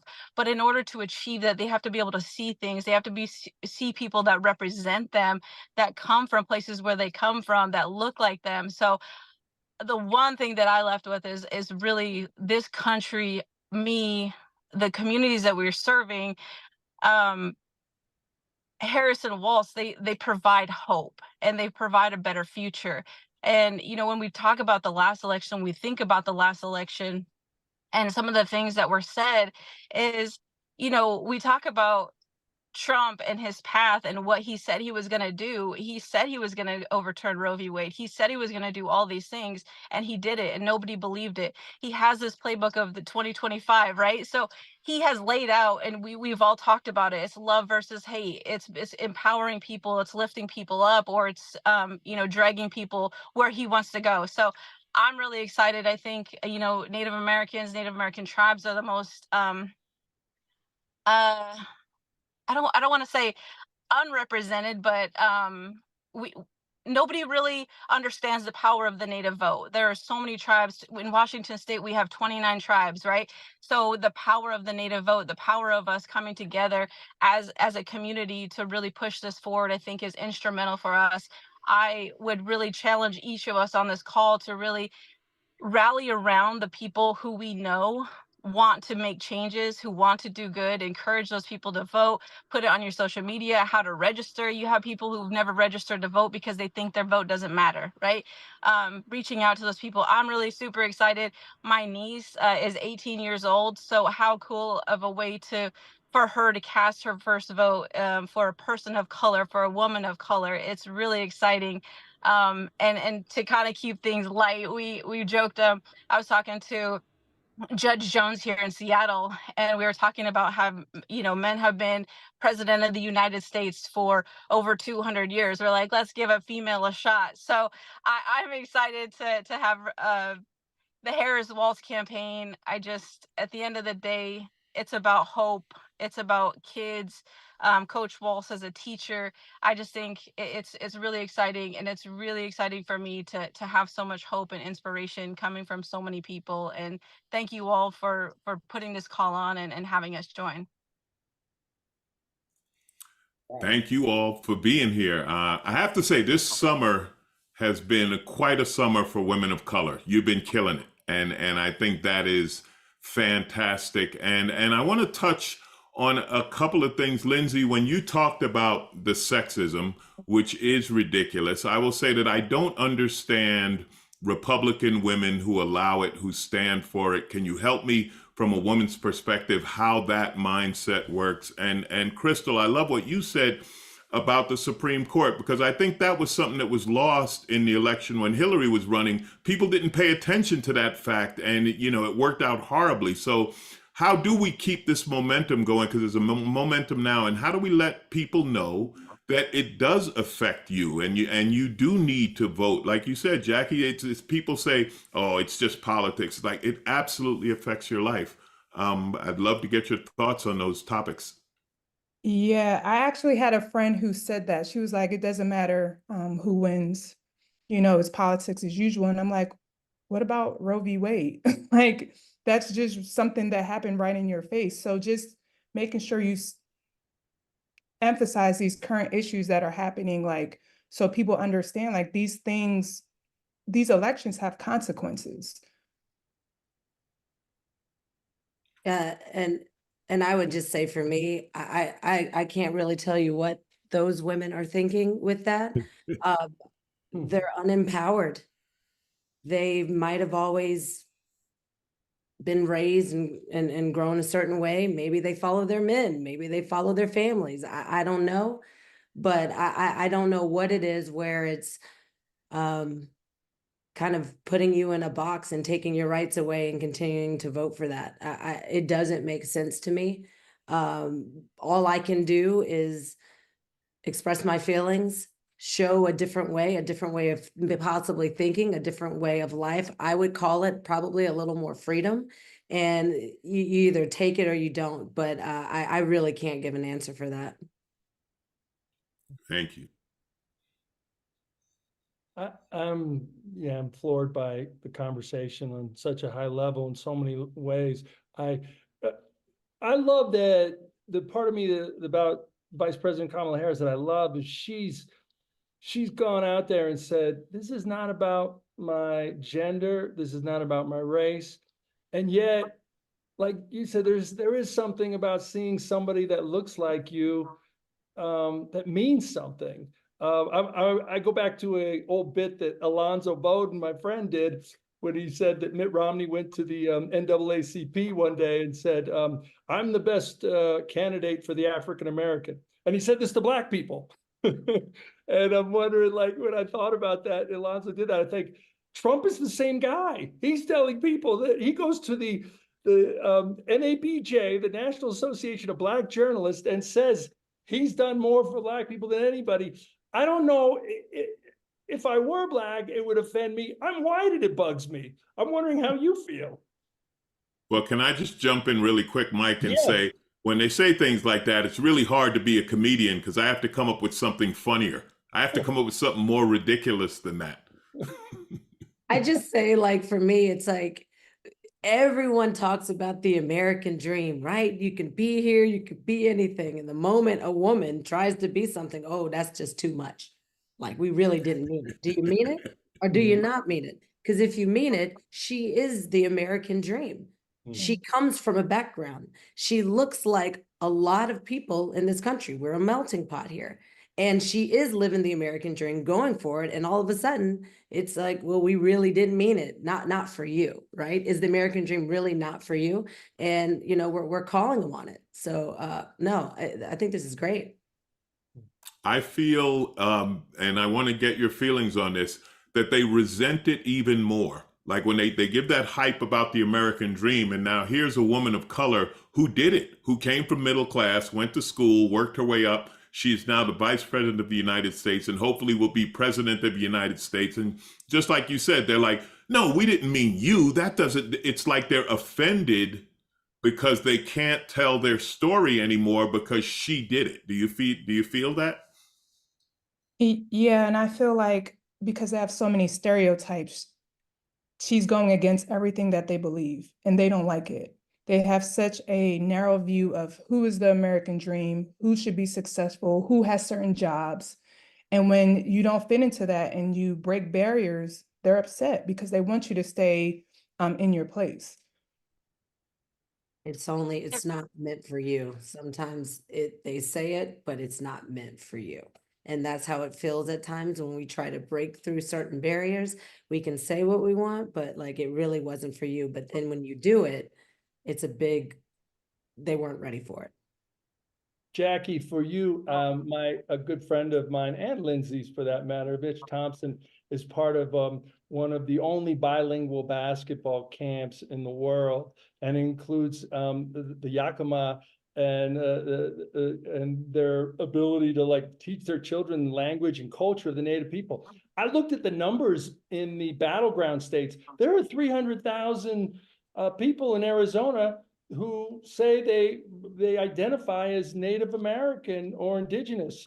I look at people in Wisconsin and Michigan. There are numbers that can change the election. Do you feel like I don't know, maybe the Democratic Party, or whether it's Coach Walz or Vice President Harris, they need to get out to Indian country a little bit and make it known that they care about the Native vote? Absolutely. I mean, I think you hit it spot on, right? The power of the Native vote can absolutely have influences, especially in those places like you mentioned in Arizona. It is really exciting, but I do think that there needs to be more outreach, but also more accountability on ourselves, right? Within the tribe, within our tribal governments, we're all our own sovereign nations. So what is each of our tribal governments doing to encourage voting, to get out the vote, to make it easier, to make it more accessible?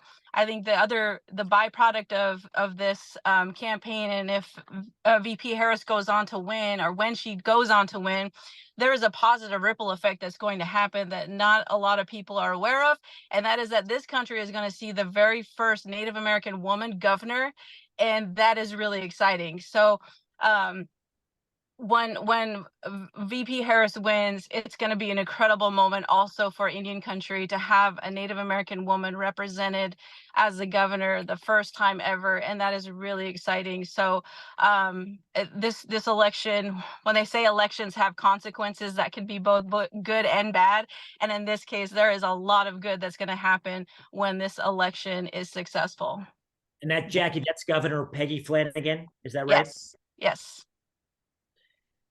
Any parting thoughts from you ladies? This was an incredible discussion, educationally and passionately. Jackie, Crystal, Lindsey, anything else you want to wrap with before we head towards the conclusion and the finish line of this game? I think mine is just, continue to encourage people to get out and vote. Our circles, we reach far and wide, especially with the basketball community, the sports community, right? The importance, showing that we vote, and making it easier and making it more accessible, and just being proud of taking advantage of that. Michelle Obama in her speech talked about how we can't forget the sacrifices that our elders make to get here, right? We've only been citizens of the United States for 100 years. So the fact that you're not voting as a Native American is wild to me. So understanding the sacrifices that were made and really being proud to cast that vote, I think that's my message to people is encouraging others and voting ourselves and just being proud of that. I say for me, it's the same thing. Vote. Every single vote matters. It matters. Like you matter. You have to do it. You have to take the time and do it. And also, we talk about donating. Every single dollar matters. Everything matters in this. We talk about how this could be a close race here. So don't sit it out. Don't sit it out. And I agree with what both of them said. It's not just the national elections, but it's also the local. Just always make sure your voice is being heard, because that's how change happens. Thank you so much, ladies. Super awesome way to end this. Thank you. George has been saying for about 3 years now, this is the decade of the woman. It was the summer of the woman, as Mike, you said earlier. And I think you might have been prophetic on that. You might have nailed that one. It's getting close to 10 o'clock Eastern time, and Crystal, I have a feeling you're in Eastern time zone. So thank you again, all. Corey, let's do this last transition and give away some goodness as well. We're going to stick with a female-oriented question. You're going to know this, George, and probably most will as well. Here's the trivia question, last one.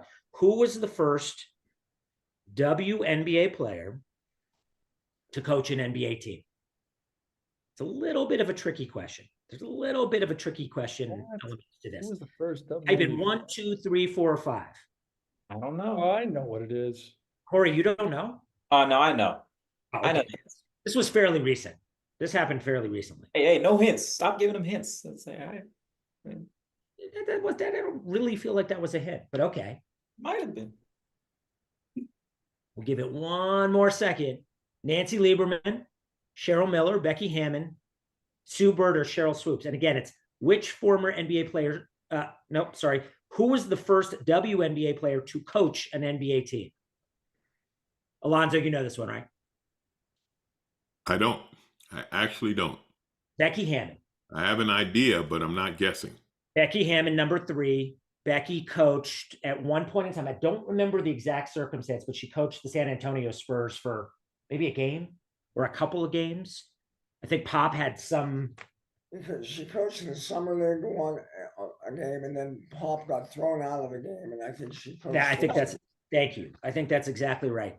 We're going to see this a lot more. And again, to reiterate, our friend Lindsey Harding is going to be working with our really good friend Nate McMillan and Scotty Brooks and another Dookie, JJ Redick on the Lakers staff.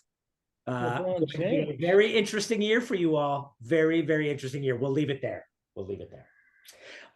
And last but not least, we have this giveaway courtesy of our friends at Chuck Sports. It is a Knicks jersey, and I'm very confident based on how tonight went that it is going to be signed by our friend Spike Lee. So let's do the spinner one last time for a Knicks jersey. It's going to be a Jalen Brunson jersey. Mike, I can tell you it is going to be a Jalen Brunson jersey. Yeah. I'm pretty sure Spike will sign it. Are you guys hearing this music? No, in my head I am. Steve Mendel. Whoa. He seems like he would be a Knicks fan. He seems like he'd be from Manhattan or something. Steve Mendel won a Knicks jersey. We hope we'll get it signed by Spike Lee, again, from our friends at Chuck Sports. Thank you guys for that donation, David. Really appreciate that. And email Corey, Cory, at truthplusmedia.com. Claim your prize. Okay. I would probably say amazing. Probably not as good as the National Democratic National Convention, which I thought was the perfect storm. But my thoughts are very much in tone with everybody. The stories are fantastic. My thing is the women were great, and of course I'm excited about having a woman president. And I think most people deep down inside know that should happen. In the contest, deep down inside, I think people know that Kamala Harris is a better candidate. And the truth is, we gotta get out and vote. I mean, the one quote that really stood out to me was, bad leadership is won by good people not voting. And that means the guys that don't vote are gonna help Donald Trump, in my opinion. So no matter what, Republican, Democrat, Independent, get out and vote, and everybody get to work. Do whatever you can. Make phone calls, shake hands, go to the polling booth, but get the vote out, and let's get the first woman in office. This is why this guy's a Hall of Famer right here. This is his Hall of Fame ring. He's giving it to me tonight for an amazing job. Thank you for that, George. Wait, he's giving it to you? Yeah, it's like a like from a Cracker Jack box. Like, I'm gonna take this ring tonight. I'm gonna wear it. No, it's a real thing. I'm not really gonna take it. I'm not gonna do that. But we're gonna get to thank yous in a second. I want to look at two things before we wrap. Can we pull up Lux, the map, to see who all participated in, I think it's going to be the first Hoops for Harris. It might not be the last. I don't think it's going to be last. Who participated in Hoops for Harris tonight? Or should we do the poll first? Either one. We've got a poll, and I want to look at the map. I want to see who joined us and where they joined us from. Pull it up. Can we zoom in on, so what do we, oh, that's pretty good. And I think there's a lot of spots there. And I think you can see, even as you scroll around, you can see there's Long Island, Ridgefield, Connecticut. That's pretty diverse. I really hope Michigan, Wisconsin, these are swing states. These are going to be really important states. Pennsylvania. Gotta get that one. We got to get that one. Pennsylvania, North Carolina, That's Georgia. We got to win both of them. All right. Well, we've got some influencers that we can hopefully bring to bear in all of those states. And then lastly, let's pull up the poll that hopefully will encapsulate some of the enthusiasm that we found from, or that we captured from this conversation. Are you more excited? Are you pumped? Or should we go forward? Those are all pretty good answers. I don't think there's really a wrong answer, but how did this call make you feel about voting for Harris Walz? 1, 2, or 3. There's no wrong answer there. And I heard, by the way, the chat was all very civil. The chat was civil. It was respectful. It was. Well, to be honest with you, I have a lot of Republican people that are searching for what is going on because they don't want to vote for Trump. And they're not totally convinced that that the Democratic vote is the best way. But I think today the senator from Wyoming came out and said, if you got to vote for Kamala Harris, because a non-vote is really a vote for Donald Trump. iwillvote.com. That's the registration page. If you're not registered or if you're not sure you're registered, please make another donation via Hoops for Harris or wherever it may be. We passed $25,000 in donations. We passed 7,500 viewers during the course of this little series thing we did, episode thing we did. And I just want to end this by saying, I want you to have the last word, Tar Heel, but I want to say thank you to everyone that made this happen. Alonzo, thank you. Mike Weiss, thank you so much for bringing this all together. Thank you for the White Dudes for Harris who made this possible, brought the platform together. We're super collaborative. Thank you to the guys and gals at ARC. Thank you to Corey. Thank you to Danny. Thank you to Jay. Thank you to Alec. Thank you to Sam. Thank you to all the speakers. Stream Alive, incredible stuff. Really look forward to working with you again. Check out streamalive.com if you're interested in bringing interaction like this to future platforms that you're a part of, whether they're webinars or whatever for your teams or for your businesses or whatever. KeeganHall.com gave some great artwork. We got a Knicks jersey. Spike Lee was awesome. What's your last thought? I think my last thought's going to go back to Dean Smith. When Dean Smith got angry He never swore, but the one thing he would say very loudly is do the right thing. You know what the right thing is. Do the right thing. I think I should live with that. If you think about it, I think our lady will win. And do the right thing is go out and vote and speak your voice. You guys have a great night. Get ready for the next 60 days. Thank you, everyone. We might have to do this again. This was really fun. Really enjoyed it. Really appreciate everyone. We'll see you all soon on maybe another Hoops for Harris. Thank you all. Thank you, guys and girls. Thank you, everyone. Have a good night.